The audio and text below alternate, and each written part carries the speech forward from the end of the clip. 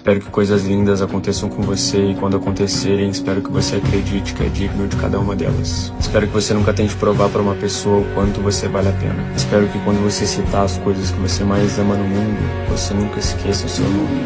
Espero que o amor que você sente por uma pessoa, por maior que ele seja, nunca resista à falta de consideração. Espero que você não desista de ser uma pessoa boa mesmo com uma alma ferida. Espero que você aprenda a arder sem queimar quem se aproxima. Espero que dias ensolarados entrem pela sua alma e você perceba que não precisa da luz de ninguém. Espero que você se cure das feridas que você não conta pra ninguém.